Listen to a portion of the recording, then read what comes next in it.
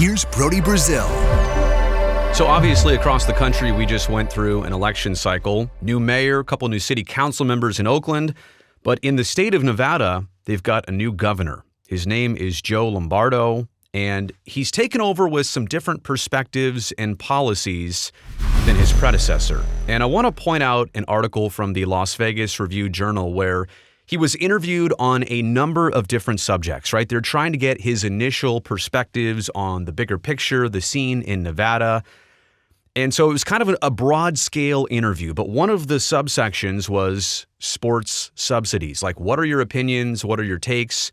What might you do in this regard, right? Because he has just taken office earlier this month, January of 2023. So here is direct from the Las Vegas Review-Journal, and I quote, "Lombardo's predecessor, former Governor Steve Sisolak, a Democrat, was a staunch advocate of bringing sports teams to Las Vegas and played a large role in the deal that landed the Raiders $750 million in public funds for the construction of Allegiant Stadium. But Sisolak and Clark County officials have said they would not make a similar deal with the Oakland Athletics as the baseball team looks to possibly relocate from Northern California. Would Lombardo ever consider using taxpayer money for a sports team? Right now, he said his answer is no, but he understands it could be up to public sentiment. And he's quoted, "I know there's a quandary associated with welcoming athletics." Side story here. I don't know if he means athletics in general or the Athletics, and it's not capitalized there, so I was a bit confused by that. "I know there's a quandary associated with welcoming athletics, whether they're going to put roots down in the Las Vegas Valley or not," he said. "But my position, what I have expressed, is no public money for that endeavor." End quote.